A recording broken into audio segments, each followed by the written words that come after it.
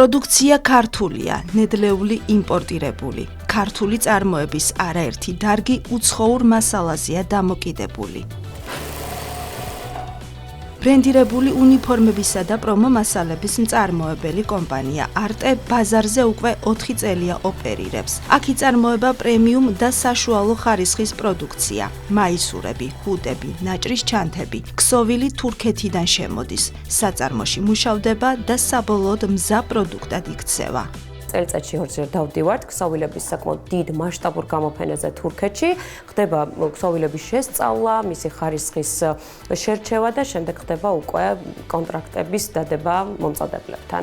იმპორტს აქვს როგორც დადებითი, ასევე უარყოფითი მხარეებიც. დადებითი მხარეზე რო ვისაუბროთ, ეს არის რომ უფრო გვიმცირებს გასაყიდ ბიუჯეტს, რადგან უფრო ხელმისაწვდომასაც შეგვიძლია ნედლეულის შესყიდვა. რაც შეეხება უარყოფით მხარეს, ეს არის დროში შეიძლება გაიწელოს და მომხმარებელს არ უღირდეს ლოდინი. ასეთ შემთხვევაში გვიწევს, რომ ადგილობრივი მომწოდებლებისგან შევისყიდოთ მასალა.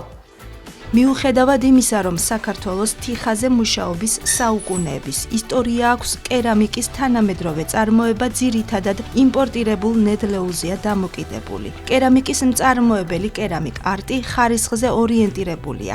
მასალები თურქეთიდან და გერმანიიდან შემოაქვს. ადგილობრივ თიხას კი იშვიათად იყენებს. სამწუხაროდ ქართული თიხის გადამამუშავებელი ქარხნები ჩვენთან არ არის. ამიტომ მიუხედავად იმისა, რომ სამეთუნეო საქმე საქართველოში ოდითგანვე ძალიან პოპულარული იყო და მზადდებოდა ქვევრები და უამრავი ჭურჭელი, დღევანდელ დღეს მაინც არ გვაქვს ჩვენ იმდენად ხარისხიანი თიხა, რომ ამით შევძლებთ სრულფასოვნად მუშაობა და ამისთვის საჭიროა საწარმო და ტექნოლოგია. ამიტომ ჩვენ ხშირად უპირატესობას ვანიჭებთ საზღვარგარეთიდან შემოტანილ მასალებს, იმისთვის რომ თუნდაც აღებული შეკვეთა არ გაგვიფუჭდეს და უფრო შვიდად ვიყოთ.